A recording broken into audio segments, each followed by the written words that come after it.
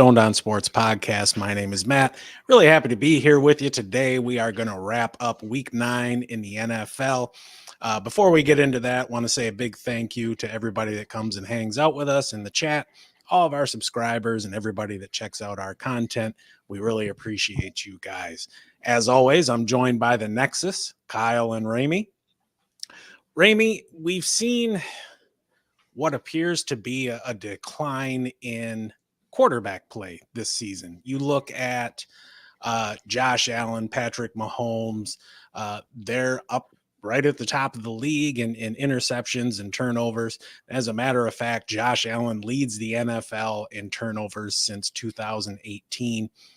What do you think is contributing to that? Do you think it's a decline in quarterback talent themselves? Is it offensive line play? What are you seeing when you watch on Sunday? That's a good question, Matt. I was thinking about this earlier today. I actually think that defenses are starting to catch up with the change in offensive rules from a few years back. I think the focus is being put more on defensive specialty and the athletes. Scheme also, I think, is a big contributor to it because we have a ton of good quarterbacks in the NFL, and Josh Allen notwithstanding because he's turnover prone. But scoring overall is down this year, and just the offensive play hasn't seemed to stack up with what it has in years past. And in my opinion is that the defenses are starting to kind of getting kind of a book on those offenses. And as a result, points aren't being scored. Quarterback play doesn't look as good. Individual games, though, you'll still see great quarterback play. But I think also, in addition to the defensive issues, teams like the Chiefs, even the Bengals started off slow, but the Chiefs just have lost a lot of talent over the last few years being such a good team. So I think the talent on the offensive side is more evenly distributed amongst teams too. So I think it's a combination of things, but my opinion is that defenses are starting to kind of catch up to what offenses are doing. What do you think, Kyle? I think it has a lot to do with the old Sorry stalwart. if I bothered you. Yeah, no. The old stalwarts there. So Brady's gone, Ben's gone, Phillips is gone, Rivers is gone, Matt Ryan, Peyton Manning. All these guys are gone. This is the youngest average group of starting QBs through this would have been week 8 since the 1970 merger. So you got a lot of new guys. You got injuries that are causing a huge problem, and you got, rookie QB mania, I guess you could say, where they're starting AR and the like, and it's just different this year. And everybody started off because people were hurt. Burrow, nobody saw Burrow start off. Would think he would start off like that, but now he's back. Yeah, I saw something like 30% of the league is going to be starting a second or third string QB this upcoming week for week 10, which is wild. There were some good games this past week, though. A lot of excitement. Sure, one of the games that really delivered was the Cowboys and Eagles game. I know I was kind of down on the Cowboys and Dak specifically coming into this game, but dude showed up. 29 of 44, 374, 3 touchdowns. He was a number 2 fantasy QB on the week, and it's his 3rd straight top 5 finish. He has nutted up over the past few weeks. CD Lamb, 11 grabs for 191 yards. It's his 3rd straight game with over 110 yards. He's back-to-back weeks as the number 1 overall wide receiver in PPR. He's a number 5 wide receiver on the season. Tony Pollard, though, he continues to disappoint. 12 attempts, 51 yards. He had 5 targets, 3 grabs for 12 yards. This year, he is at a career low 3.95 yards per rush attempt. And that was the thing that made him so good in years past, was that crazy efficiency that you got out of him. But you also had Zeke there to help carry the load. He only has 2 top 10 running back weekly finishes this year in fantasy. He only has 3 games with 20 touches. and we were expecting his share of touches to go up this year, and it has, but not by the amount you'd expect. But even by the amount of increase you've seen, you're still seeing that sharp drop in his efficiency. He's a number 18 running back on the season in PPR, and you drafted him to be a hell of a lot better than that. You were looking for him to be a borderline top 10 running back. Yeah, I think it really just goes to show that he seems to be much better suited as a complementary back. You touched on when they had Zeke and how much more effective Pollard was coming in and being that change of pace guy. We talked, not on the podcast, but kind of offline around the trade deadline, that maybe the Cowboys would look at trading for a guy like Derrick Henry or something like that. So maybe you could recapture some of that magic that Pollard had in years past. But it just doesn't seem that when he's the lead back, he's the starting back, that he has the ability to be as efficient as he has in years past. And it's really starting to show as the season goes on. Yeah, that team's they got 5 rushing touchdowns on the season, Dallas does. So that's not what we're used to seeing with the Cowboys. That was usually their bread and butter, was with Zeke the last several years. But man, it's been 19 years since anyone repeated in the NFC East. Do you think the Eagles can do it this year? They got a bye this week, but their fucking schedule right after that bye is a gauntlet. At Kansas City, home versus the Bills, home versus the Niners, at Dallas for a rematch, and then home against Seattle. That's brutal. Yeah, it is. That Dallas. Before you jump in there, Ramey, we've got Kip with Supersonic Loudboy Enterprise in the house saying, "What's up, boys? What's going on, brother? Glad you're stopping in to hang out with us and show your support. We appreciate you." Yeah. Yeah. Go ahead. Oh, I forgot I kind of asked a question, but I talked about the shit. So yeah. You kind of did. And what I'm really looking forward to is the rematch in Dallas after this gauntlet of a schedule for the Eagles.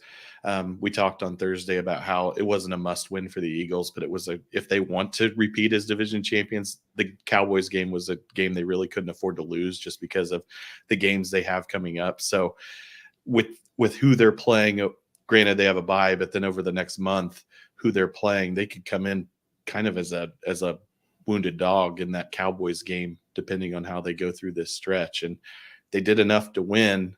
Dak wasn't the reason the Cowboys lost. I kind of attribute it more to play calling and kind of game management. I know that's shocking with old Big Mike down there. Yeah. But went for it on a couple fourth downs and didn't really need to, as it turned out. But Dak was not the reason the Cowboys lost that game. No, it's their red zone struggles are just horrendous. But he was great on third down. He's been great on third down all season. 75% completion percentage, 9.7 yards per attempt, and a 118.7 passer rating on third down. He leads all categories among quarterbacks this season. So he's quiet. I'll say quietly having it because nobody's really talking about him. But the rest, it just seems to be the Dak and CeeDee Lamb show.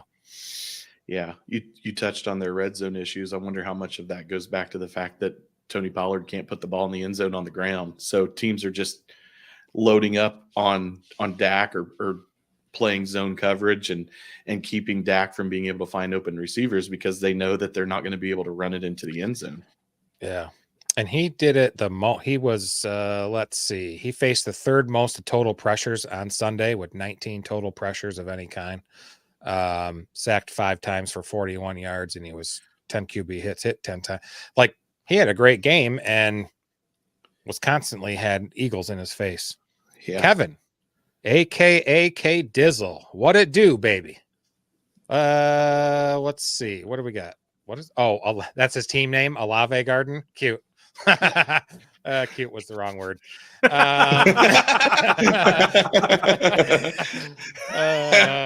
Hey, not that there's anything wrong with that. Very cool. Off 1-4, but the boys have caught fire up to 5-4 in third place. Most points for what am I reading here? He scored the most points at 1.3 thousand. Oh, okay. Okay. He's got Hurts, Brees, Kamara, CD, ARSB, Laporta, Olave, Hollywood Brown, Cleveland's defense, and Harrison Butker. Nice. That's a good team. That's a hell of a that's squad. Yeah. And 5-4. So you won 4 in a row now. That's good. Matt doesn't know that feeling because he's lost 4 in a row. It's all right. It's all right. Poor guy. Is there a question in there, Kev? Is there a question in there, Kevin? Or am I missing it, fellas? I think he's just bragging. Yeah, he's just doing a little roster baiting. There ain't nothing wrong with that. Yeah.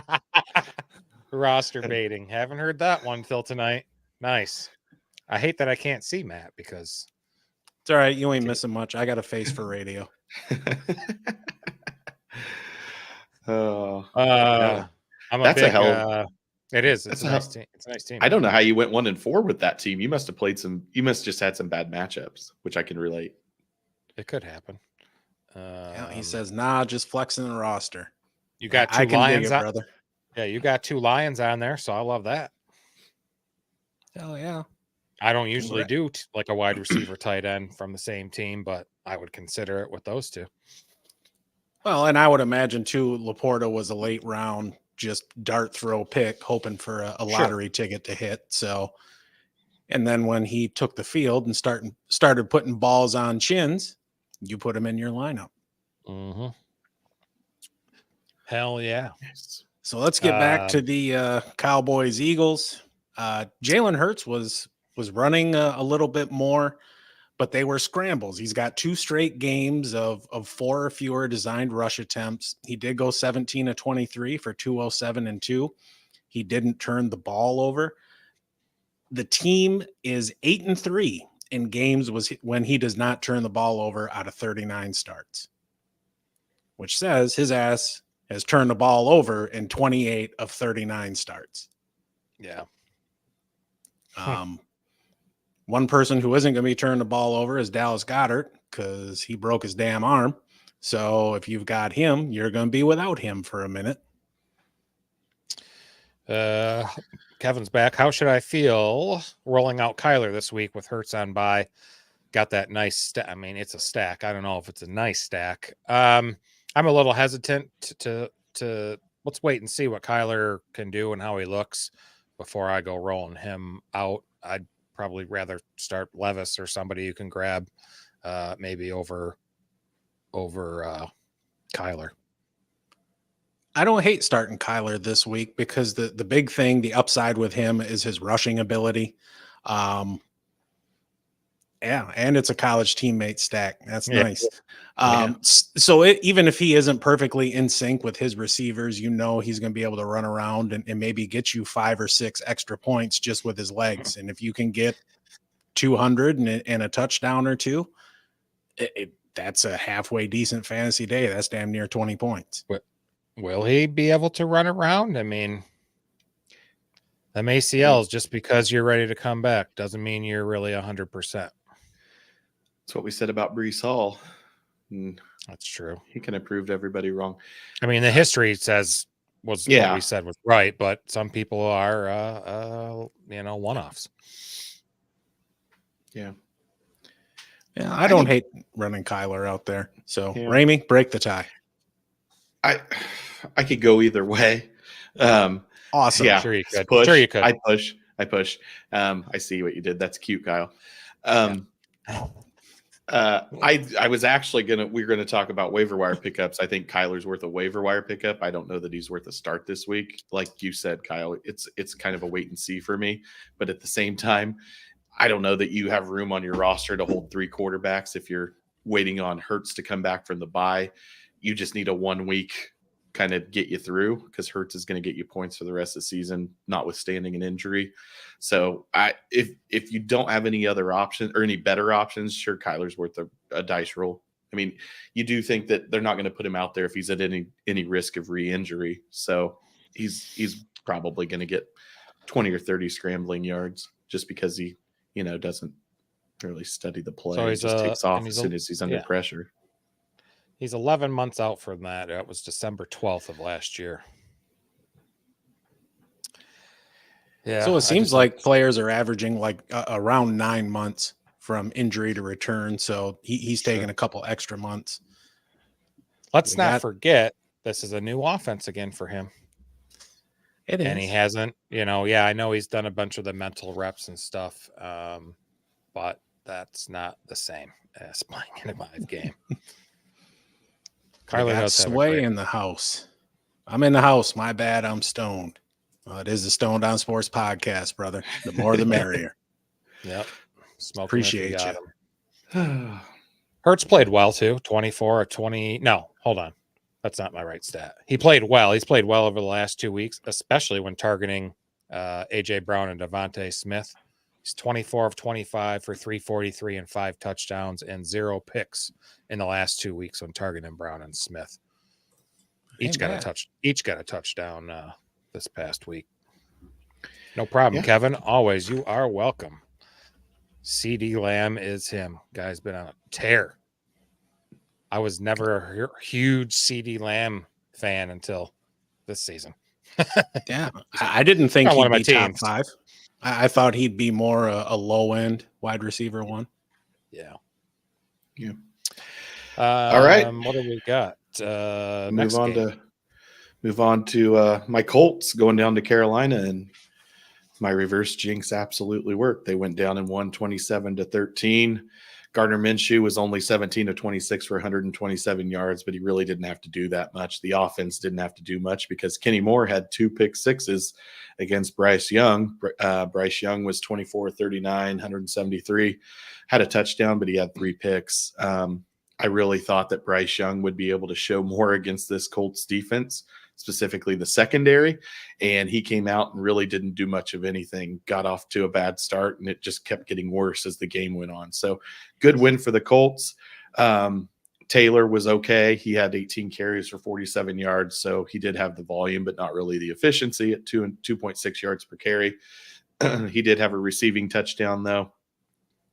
The thing that I'm worried about is that Josh Downs left the game with a knee injury. He's been having a really good rookie season, and both with AR before he was hurt, and then more so with Gardner Minshew, really was able to get consistent targets and receptions and be a really consistent fantasy option for people. But Matt and I were talking earlier, the Colts had Sammy Watkins in kind of to check him out and run him through. So you hope that doesn't mean that the knee injury for Downs is worse than what we're thinking. But with a rookie receiver whose specialty are those slants and that inside game, you want to be careful with that, especially with the prospects of the Colts season.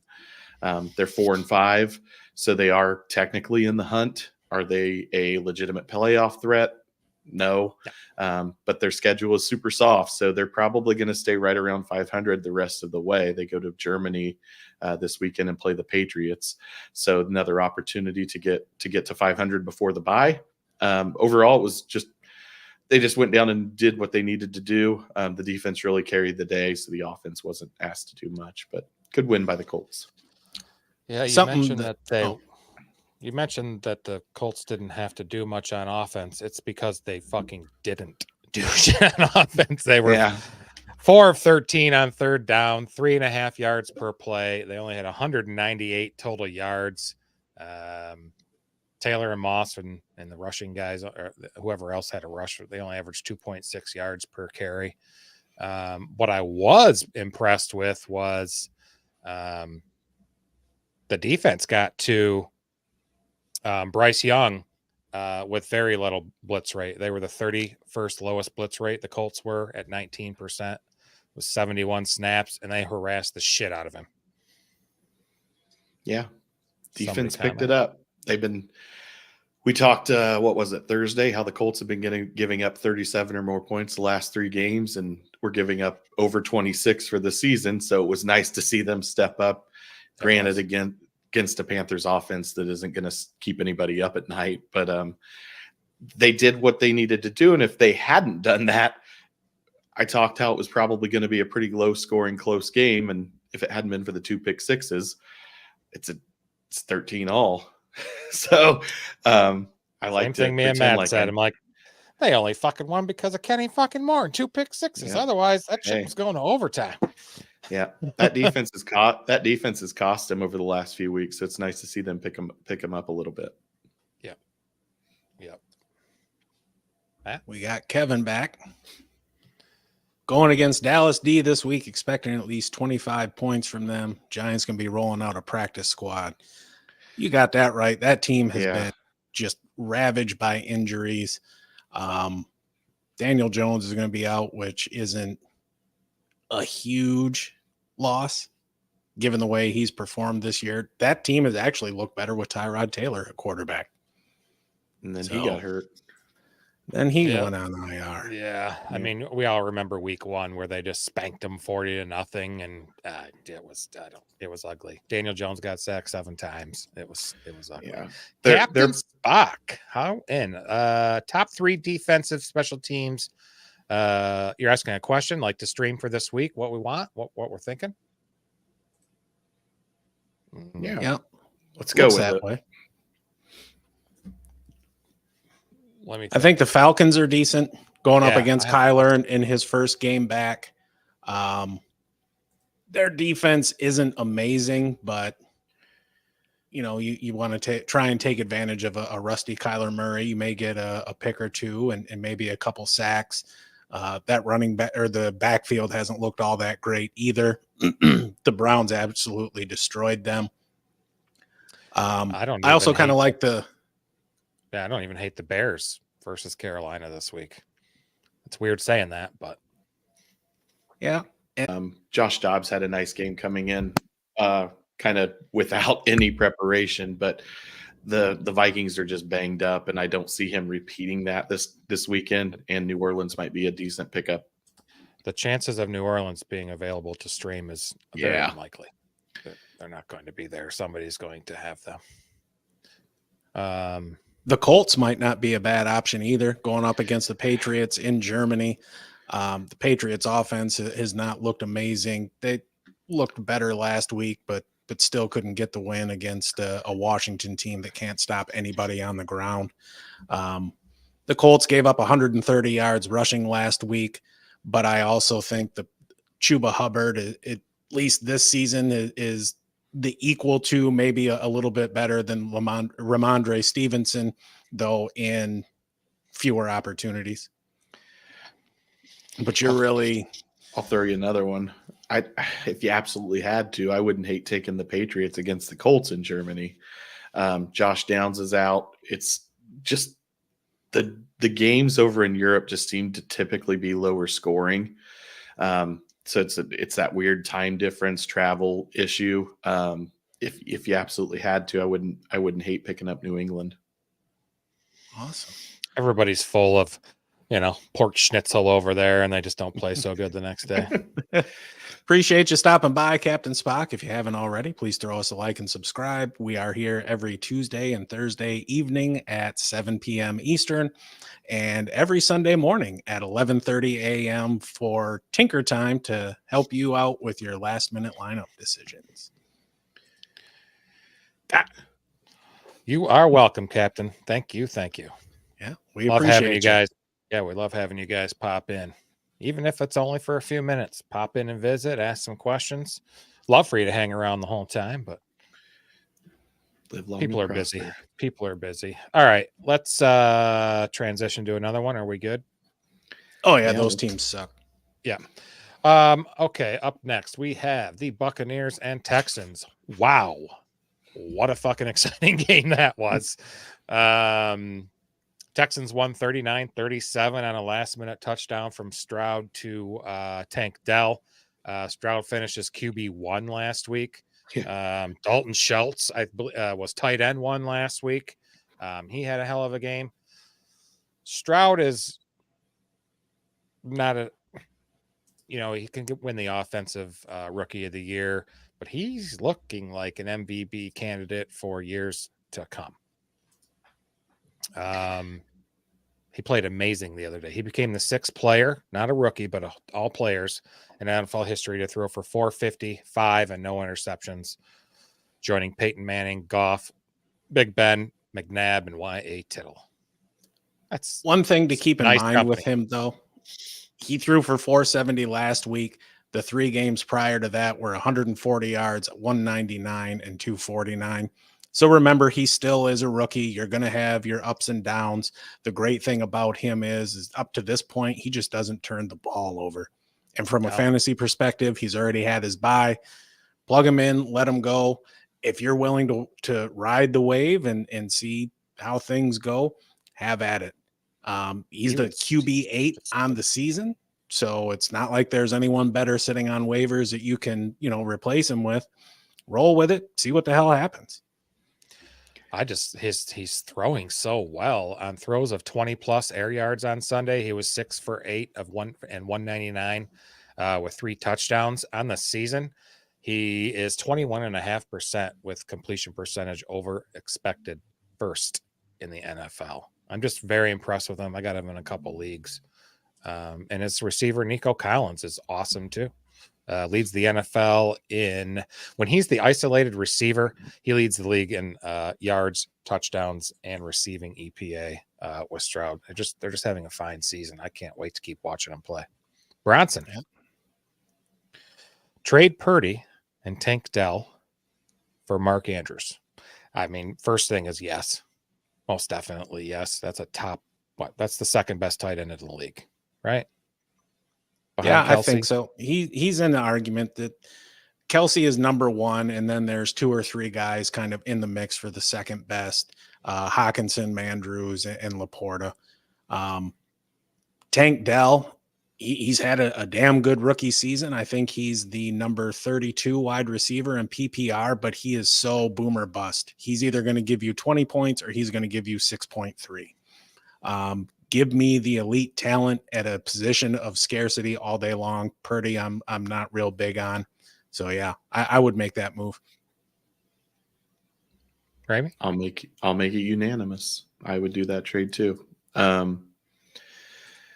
Be interested to see. Ooh, here we go. Trade Waddle and Khalil Herbert for Devontae Adams. I would not do that. I'm leaning towards no as well. I'd rather keep Waddle, and I really like Khalil Herbert watching him last season, and I'm just not sure what's going to happen. I mean, the Raiders look, reinvigorated, but it's only 1 week. I think I'd hold on to Waddle and Herbert and make that first trade so that you got Andrews in the tight end spot, and I think you'd be set. I'm just afraid that Devontae is not going to have any kind of bounce back for the rest of the season. Aiden O'Connell, I don't have the numbers up, but Devontae didn't have a good game with Aiden O'Connell there, and we thought that he'd have a lot of targets. I just don't know. Not to say that Devontae's washed, because I don't think he is by any means, but the quarterback play that they've gotten on the Raiders this far this year just hasn't been great. And there was a natural kind of boost for the Raiders coming off of the coaching change. I don't see that continuing down the stretch. So I think I'd hold on to Waddle, because I think you're going to get more production out of him over the rest of the season. You know what? I'll make it unanimous. I understand the thought process of trying to buy low on Devontae Adams because he's a first ballot Hall of Famer. Waddle is in a better offense. And the thing about Khalil Herbert, he actually has a lot in common with Tony Pollard in that he really excels in that 12 to 15 touch role when you have somebody like Deontay Foreman in there to take the beating between the tackles. And then you bring somebody like Khalil Herbert in as a high volume change of pace back. Devontae Adams, he's great, but 2 of his next 3 games are against the Jets and the Chiefs. They still have 2 left against the Chiefs, and they've got like the number 2 pass defense. You've got an interim coach in there who is a defensive-minded guy, so it's not like he's going to come in and say, fuck it, we're running the air raid. They're going to run the ball. They're going to throw the ball short, high percentage passes, stuff like that. I'm going to hold on to Waddle. He's got a better floor and he's got more upside. And Khalil Herbert is somebody that could really make a difference going down the stretch. Great question, though, Bronson. Love it. Yeah, if you haven't already, please give us a like and subscribe. We appreciate you stopping by. 2 points I wanted to make about the Bucs Houston game. Houston was without their lead back. Oh God, I had his name before. Dameon Pierce. Yes, I had it before we went to the questions. Dameon Pierce, and also the Bucs were scoring a ton of points against that Houston defense. So I agree with you guys. C.J. Stroud is definitely a worth a start for the rest of the year. But if you're anticipating him having 300 yards and 3 touchdowns on a week-to-week basis, I don't see that happening. He does look like a guy that's going to haunt me for the next 5 to 10 years in that division, though, which is just great. Question for you, Ramey, since you are an AFC South guy, who would you rather have rest of career, Trevor Lawrence or CJ Stroud? If I had to choose one today, I'd take Trevor Lawrence. He's been extremely efficient this year, and he's shown that he can do it over the last 2 to 3 years, Urban notwithstanding. CJ Stroud looks like he's on a course to maybe be a more explosive quarterback than Trevor Lawrence, but the sample size is so small that if I had to choose one, I'd go with Trevor Lawrence. He just seems like the more complete quarterback right now, but that's because I've seen more of him in the NFL. Ray Gamer, welcome back, Ray. I remember you from a week or two ago. He's got Waddle and Hurts on bye. Starting lineup of now is Dak, Olave, Metcalf, Barkley, Brees, Hawkinson, Monty, Aubrey, and Raiders defense. If Hawkinson is out, I will play Taysom Hill before the game started on Sunday for our defense for this week. Hold on.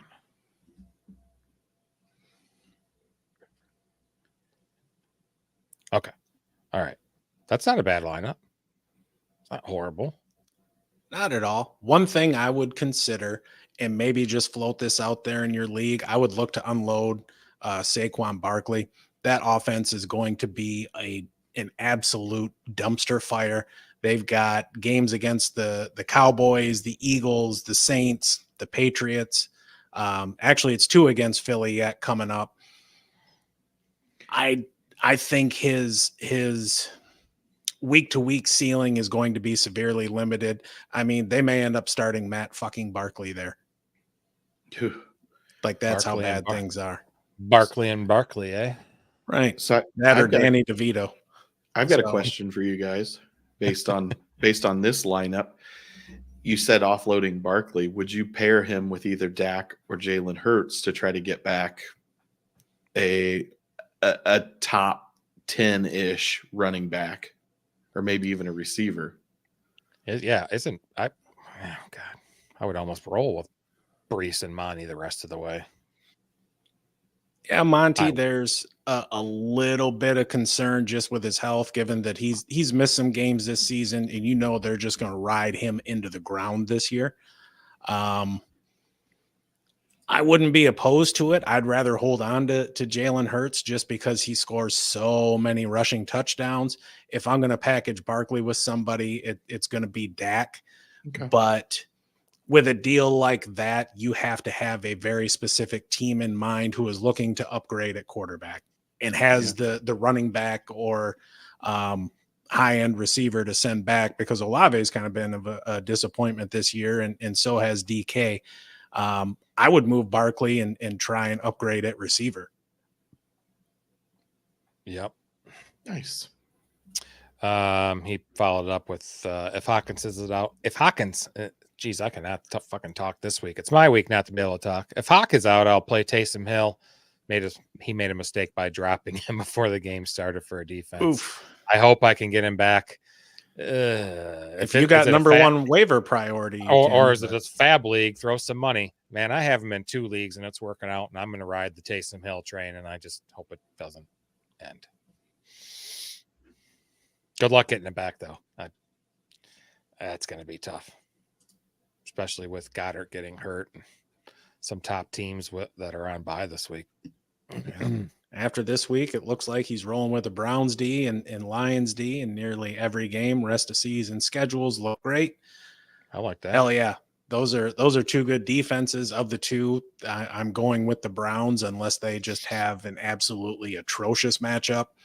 But even then, they've also shown they can shit the bed against the Colts somehow. So any given Sunday. That's true. Good luck, Ray. Though you got a good team. You should be primed for the playoffs. Yeah. Fuck yeah.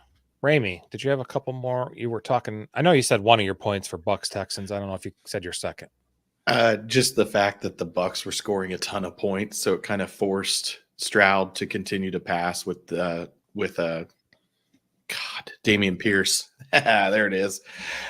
Damian Pierce out. So it was kind of a perfect storm for Stroud to be able to put up those kind of numbers.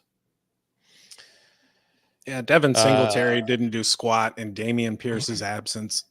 Excuse me, 13 for 26, had 2 targets, 2 grabs for a great big goose egg. He was a disappointment from an almost desperation play. I know I started him in a league.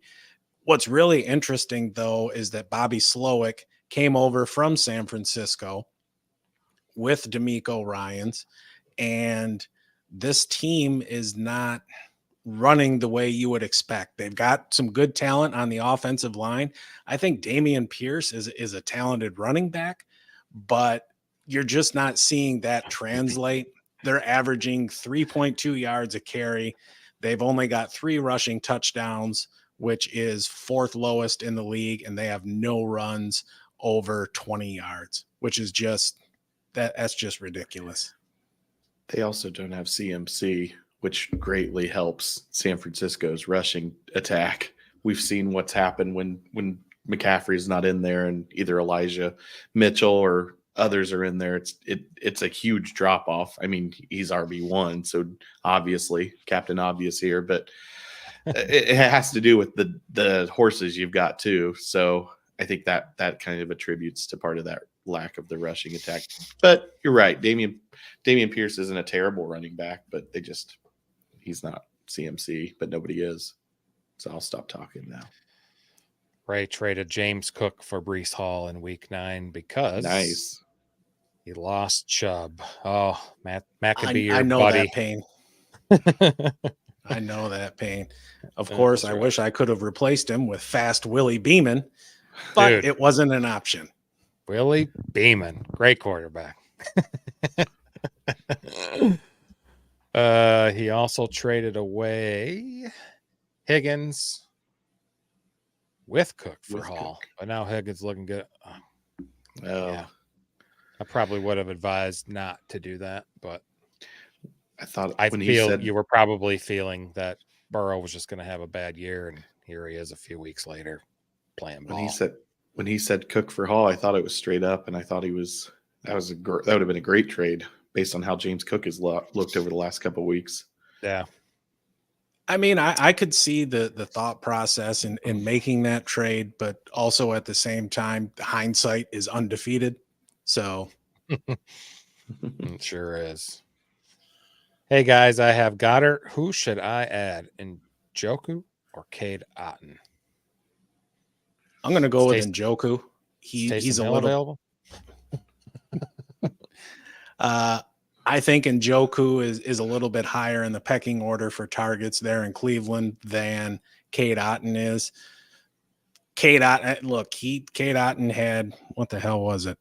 9 targets. He went 6 for 70 with 2 touchdowns. That's probably the best game he's going to have in his career. Don't go chasing last week's numbers. I'd rather have Njoku. Yeah. Is Jonnu Smith available? Arizona's not very great against tight. I know he's not very great against tight ends. I know Matt said don't just chase him, but he gets 4 or 5 targets a game. Usually catches 3 of them. Might fall into the end zone. But out of those 2, yeah, I'm choosing David. I mean, Jonnu Smith is tight end 11 on the season in PPR. Yeah. And yeah, Arizona's not too hot against the tight ends. Glad to see you back, George. Yeah, heck yeah. All right, next up, Vikings, Falcons. That was a pretty exciting game too. Rookie Jaron Hall didn't last very long, got a concussion. Here comes Josh Dobbs, just fresh off the fucking plane, and comes in there and draws up plays in the sand, and they somehow win. Yeah. No ho Hank saved the day. No ho Hank. I mean, the boy Dobbs has played for 6 teams since week 18 of the 21 season. Vikings, Cardinals, Titans, Lions, Browns, and Steelers. That's insane. The guy must just have 15,000 plays in his head. Josh Dobbs is QB 10 on the year. He is a legit QB 1. Wow. Hey, I mean, he helps out on the ground, though. I mean, he had 66 yards rushing and a touchdown this week. He did fumble 3 times, but, you know, considering he got off the plane and they were like, get your ass in there, you know, he did pretty damn well. He almost ran just as much as Akers and Madison did the other day, and poor Cam Akers. Tore his other Achilles after a couple years ago having it on his right Achilles. So bummer for him. He did come back pretty quick last time with that bridge arch new surgery they're doing for the Achilles. He was back in 5.5 months versus 11, 12 months normal recovery time, but crazy. Yeah, I think Dobbs was smart too. Granted, you had KJ Osborne get hurt on an absolutely brutal hit, but between TJ Hawkinson and Jordan Addison, they combined for 19 of the 36 available targets. Everybody else got 3 or fewer. So in that situation, Dobbs understood where his bread was going to be buttered, and he worked with Hawkinson and Jordan Addison. That backfield is a damn mess. If you can avoid it at all possible, do so. But I also understand, given where you might have drafted Alexander Madison, you might kind of have to start him, especially as we're still navigating bye weeks. Yeah, because it's going to be Tyson Chandler. Tyson Chandler. There's the number 2 running back now. So don't know too much about that fella. Yeah, he got tired of basketball. That's what I was going to say. That's pretty tall for a running back. Atlanta, though, on the other side of the coin, they looked a little bit better. They definitely scored more frequently with Heineke as their quarterback. They scored 28 points, which was their season high this season. So, but he only completed 55% of his passes, 268, a touchdown, and his pick. So he needs to get that completion percentage up a bunch, but didn't look horrible. Yeah, what the actual fuck are they doing with Bijan? I mean, this is ridiculous. He has 1 carry inside the 10-yard line. You know who else has 1? Jonnu fucking Smith.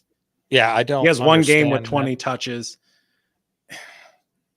Like, what? Usually you get a rookie running back and you run the shit out of them because they're only going to last a few more years. I don't get it. Or at least use him as more than a fucking decoy. Oh, he's helping away from the ball. Really? That's what you drafted him to do? And that's kind of what they did with Kyle Pitts. You saw it last year, probably some of this year too, where he looked more like a decoy than an actual fucking threat. I don't understand it. You can't act that smart if you're Arthur Smith unless you win enough games, and they aren't winning enough games. We talked about it before the season. The Bijan draft pick didn't really make a lot of sense based on the needs of that team. They have Tyler Algier, who's a really good running back. They could have used that draft. They could have traded back. They could have drafted somebody that would have been a lot more impactful to that team.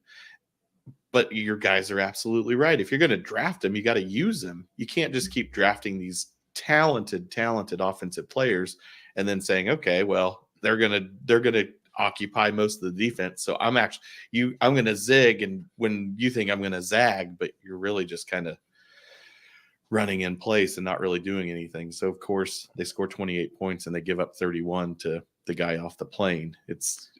Falcons are kind of, I know they're only a game under 500, but I don't love what they do.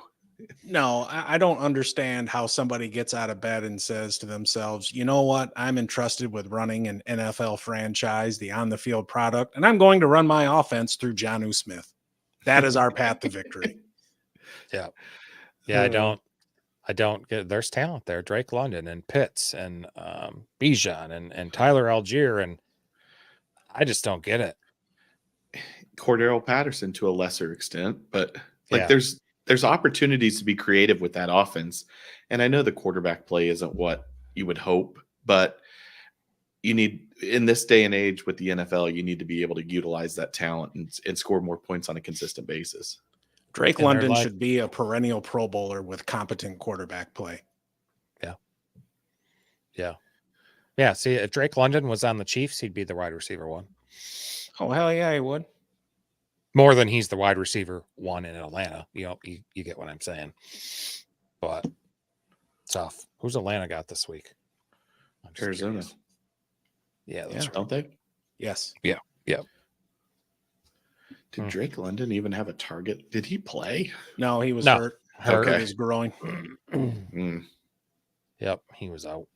But yeah, I don't. Maybe Deshaun Watson can go help. Yeah, I don't. I don't understand that at all. If just Deshaun Watson was going to be out so long this last month, why the fuck did they just put him on IR? I don't get it. Because they're dumb. Um, Want Falcons to talk and about Vikings? a game featuring teams that matter? Yep. Yes. Bengals and the Bills. Yeah, let's do it.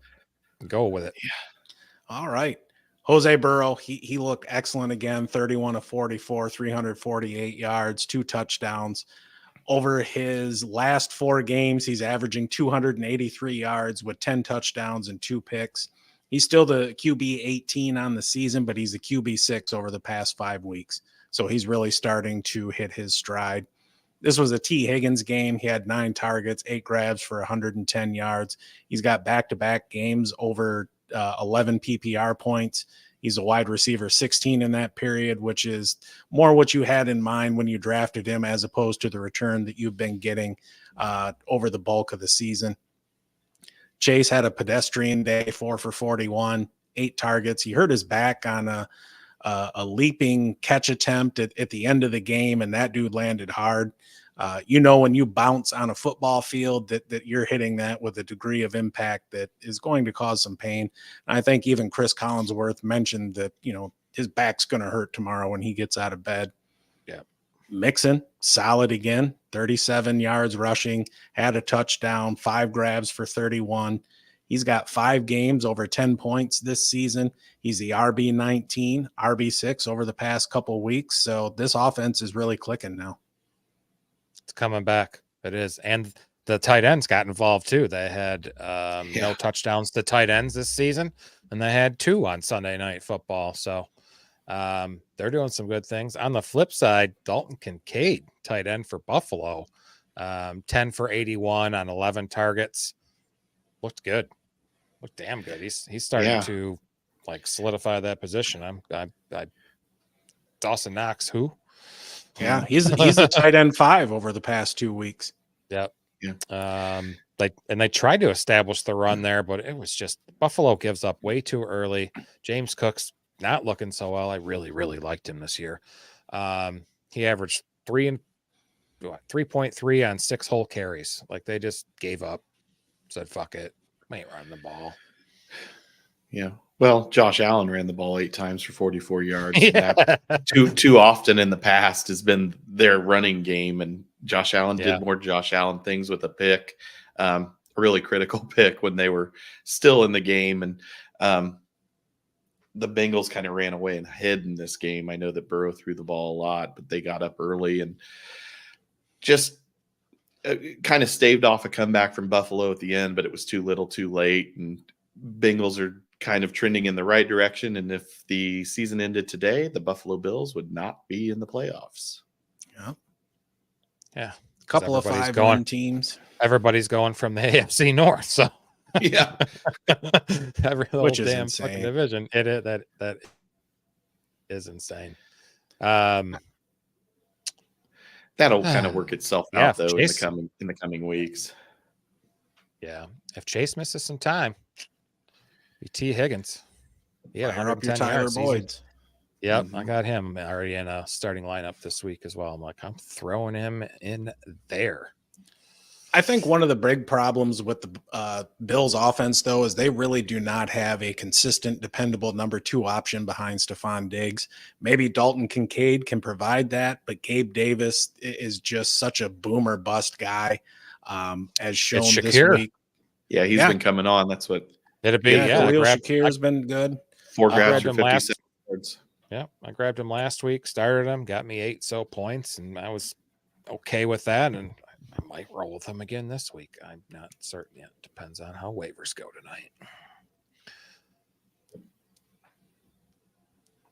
tonight. The Bills are probably fucked though, right? I mean, you just mentioned they wouldn't make the playoffs. Their schedule. Yeah, okay, they got the Broncos, but then it's Jets, Eagles, Chiefs, Cowboys, Chargers, Pats, and Dolphins. I'm gonna go with no.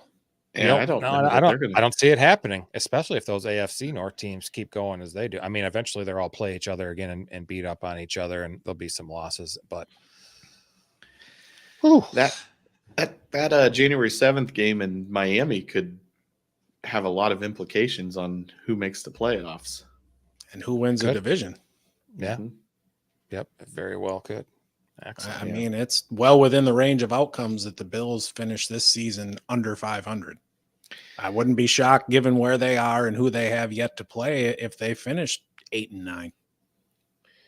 Do you think if that's the case for Buffalo, they look to make a coaching change?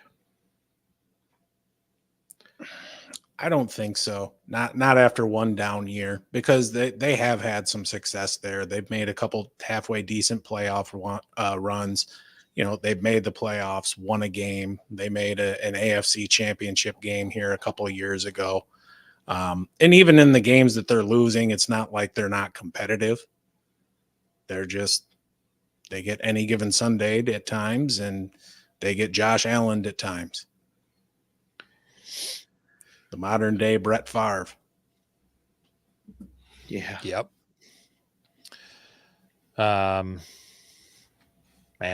I was just looking at some stuff earlier on PFF, and Joe Burrow really tears up zone coverage. Just tears them up. He is, he leads the NFL in success rate at 66% and EPA plus 21.7 versus zone coverage in the last couple of weeks. The Bills played zone on 74% of their snaps. How's his big time throw rate? I don't have it. I didn't get it. His big time throw weight.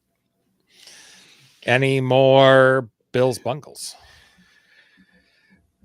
Oh, I think I'm good there. It was a fun Sunday night game, but yeah, just two teams that seem to be trending in opposite directions. Agreed. Waiver wire targets. Who you got, gentlemen, for week 10? A lot of big, potent offenses on bye this week. A lot of injuries. Who you got? I'll throw one out there. I think, I'll throw two actually. They're both quarterbacks and they're both kind of related. I wouldn't hesitate to pick up Kyler Murray on waiver wire if you need a quarterback. I think he's going to be able to put up some points because of that rushing ability.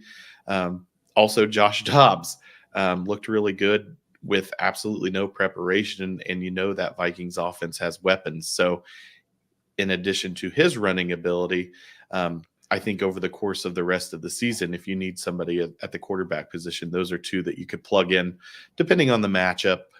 If you have to rely on, especially Kyler as a starter the rest of the way, I would be concerned. But those are two guys I think would be really good if your starter's on buys. Yeah, Josh Dobbs this year has 258 rushing yards, good for third amongst quarterbacks. He has 4 top 10 finishes on the season. Another guy I like is Keaton Mitchell from the Ravens. Yeah. He's somebody who I believe he was on IR for a good portion of the year. Then they brought him back.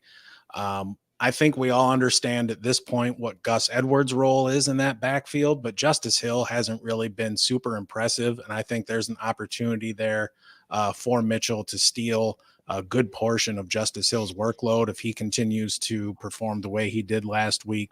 He was super, super efficient. And then in garbage time, but still, I also like Noah Brown, wide receiver from the Texans. I think he's a boomer bust flex play as long as Robert Woods is out.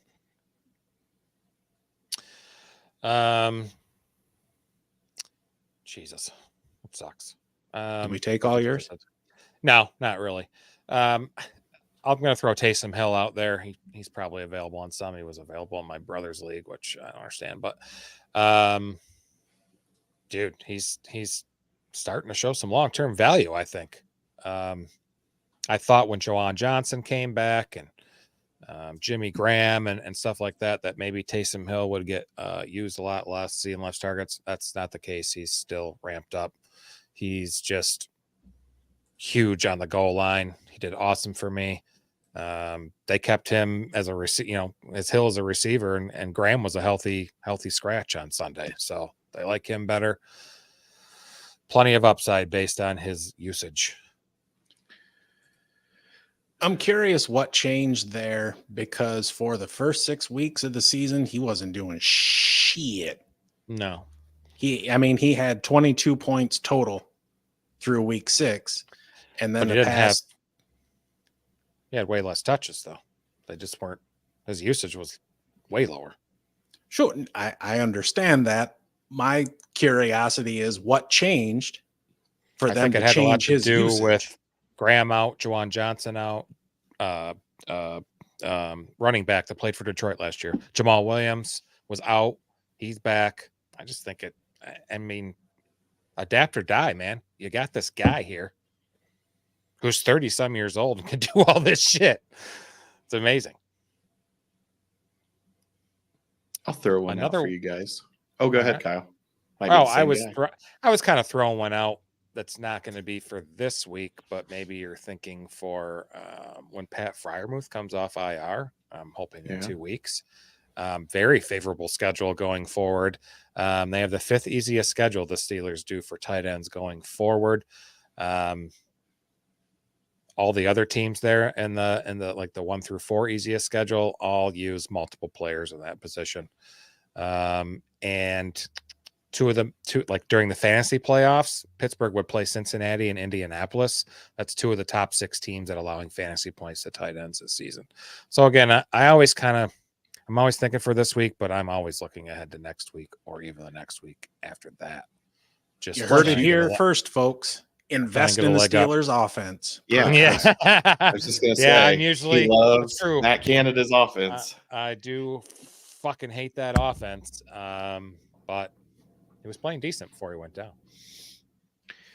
The one I was going to throw out was Jalen Tolbert of the Cowboys. He looks like a guy that's starting to kind of take over for Michael Gallup. His snaps played is kind of creeping up on Gallup, and Gallup has not really done a whole lot over the course of his career with the Cowboys. Tolbert looked good against the Eagles. He had, let me pull it up here. He had 3 receptions for 49 yards and a touchdown, and it looks like he's a guy that Dak is comfortable throwing to. He had 5 targets in that game. If you need a receiver or want somebody that you might be able to stash in case there's an injury, he might be worth picking up if you can afford to put him on your bench. Yeah. Another Jalen I like is Jalen Guyton, wide receiver from the Chargers. Look, Quentin Johnston, I get it. He was their shiny new toy there, but he just ain't it this year. I don't understand where this narrative come from that he's like some 4-3 guy. He's more like a 4-5 guy. He's 6'3", but he almost plays like he's 5'11". He's raw in his route running. And I understand, guys improve in season. I'd rather have Jalen Guyton. He's a 6'1" guy who is a legit speedster who can excel down the field. Plus, he's already got a good amount of rapport and chemistry with Justin Herbert. If you're going to take a chance on somebody, let it be him. Maybe you can catch lightning in a bottle and get a 3 for 85 with a touchdown game out of him. Nice. All right. Sound good? Good? Sure. Waivers? Yeah. You sound great. Yeah, it's all good stuff. I don't know if Tank Dell's still around in a lot of leagues. I think he got kind of mass dropped when he had that concussion 3 weeks ago. It's interesting. He and Josh Downs are separated by 1.3 points in PPR. And just the way that they get there. Tank Dell has like 101.3, and I think Josh Downs has 100 on the nose. But with Tank Dell, like I was saying earlier, it's that you're going to get 22 points or you're going to get 6, where Josh Downs has been like, all right, I'll give you 13 every week. Yeah. I'll take that. Who would you rather have? I would rather have Josh Downs and know that you can count on those 13 points. You goddamn rather than homer. Hey, I don't even know why I asked. Kyle's going to say the same thing. No, he's not. I like the upside there in Houston. And I like CJ Stroud throwing the ball to him over Minshew throwing the ball to Downs. It's looked good. It's kind of worked for the Colts, and Downs is looking good. I hope he's not out a long time because he's been a nice player to watch. We got to go over last week's numbers. Yeah, let's roll it up here. Where is it? Yeah, let's do this. Hold on. I got to take this logo off. Let's go with podcast standings. Got our podcast league.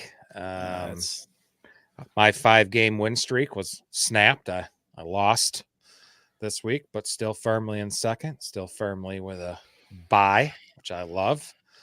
You fellas, we got to look way farther down. Ramrod, after starting just kind of horrible and stuff, has now passed you, Matt, and you've lost 4 in a row, Matt. What's going on with your team? I think you need to trade me some players. All right. So number 1, I'm not going to fuck up the integrity of the league for you. Number 2, I understand this is a listener league and it would be bad form for me to win. So I pull back, I make it not obvious that, I'm not really a tank commander, but, more so like, hey, let's just make sure you don't win too many, stay competitive. As you can tell by the 993 points I've scored. That's just it. Just give somebody a good run and help them enjoy their victory and their experience in the Stone Down Sports Podcast Listener League. It's a public service. Speaking of public, I want to win it because it is public. That's fine. Drew's still hanging in there. Got some good stuff here. Your buddy at Carvana, Charles, is quietly having a great season. Yeah, he is. Look at AJ. And I know Top he started scoring 5-4. He's lost 3 in a row. He was up Way to there. go, Elvis. Just not going well. Not going well. Ramey's just waiting for the good stuff where he looks good. Yeah, absolutely. Once again, what's that? When we turn the camera off? 1 week, right? 1 week we were able to get Ramey off the winner's circle, and he's right fucking back there, just barely edging Matt out by less than a point. Matt, that seems to be happening in a lot of things. This and a lot of our leagues for fantasy, where you're losing by a point or 2. Right. You should start the right players. That would help. And under certain circumstances, edging can be fun, but this is not one of them. It'd be nice to get the dub, but Ramey, he's new, and I want to, make sure he enjoys his experience here playing DFS with us. So he'll want to do it next year. And so, it is better to give than receive. So you're last at 1-8 and you're last in total points. I mean, I'm not going to be buying Ale Emporium, so I don't you're give a shit. going to be buying me wings and fries and whatever Ramey wants, a salad or something. And an infant-sized portion of boneless wings. Wow. Yes, he wants a small portion of boneless wings, no fries. He's watching his weight as he sucks down the big gulp of Mountain Dew. I don't know if it was Mountain Dew. Got water. I don't know what you're talking about. Yeah. Don't beverage shame, Kyle. Yeah. All right, Matt. We'll talk good about you for a second. Our aces, deuces, locks picks from week 9. Matt had a good week. 5-0. He's on the plus side. He's over 500 now. I did as good as you can possibly do. Yes, you did. Let's just point that out. It is not better to do better, or it's not possible to do better than I did. Congratulations. I stand atop Matt. the mountain. Yes. Thank you very much. How much Right. money did you win by going 5-0? Because I won $13. Yeah, but what on your 2 and 3, you won $13? Or No, you're on the talking about DFS, where the money is. You see, know, you're well, you talking about should- stuff we why- ain't are talking you about don't- no more. Ramey, you're supposed to bet these aces, deuces, and locks. What the hell you Oh. been doing? Oh, I've been betting them, just not against you guys. Yeah. I'm still leading the pack 26-19, but I'm starting to hear the footsteps from Maddie, so I'll have to step it up this week. The gap Better is do closing. something. Hopefully. I don't The know. call's coming from inside the house. You're going Right. to get edged by Yeah. Matt. Yeah. Come on down. You know where I live. Love to have you. I bet you would. A little out of your league, though. Yeah, whatever. Cool. Another excellent little evening here. Little recap. Some waiver wires for week 10. Not a lot of great games this weekend. We can talk about that on Thursday. We will, but just bullshit. But cool. I'm ready to go. Unless anybody's got anything. Any viewers out there got any last minute questions? Yes. Nope. That's a question we already answered. Yes, it is. Yes, I it am is. stupid. Appreciate you guys joining, Ray and George and Buff and Buff and Kip and Captain Spock. I think he new? I think he I was think new. so. Yeah. Bronson, Hale. Kevin K. Dizzle was not new. I know he had been in here before. So excellent. Take us out, someone. I All right. suck at it because I ramble. Well, if you'd shut up, we could do it. Yeah. Like Kyle said, thanks to everybody that hopped on for however long, participated, asked questions. Couldn't do it without you guys. Don't forget to check out our website, www.stonedonsports.com. Check us out on all the socials. We will be back on Thursday evening at 7 p.m. to discuss the week 10 in the NFL, along with our aces and deuces. It's been really good evening. Enjoyed chatting with you fellas. We will see you on Thursday. Yeah, and don't forget, those of you who may be checking out the replay of this, if you have questions, drop them in the comments. We'll be happy to answer them there for you as well. Excellent. Have a great Website evening. www. Stoned on. No, wait a minute. No, I He already, already said, said that. Yeah. Okay. Shit. All right. Have a good night, folks. See you later. Kyle doing Kyle things. And you only said 2 W's. End stream.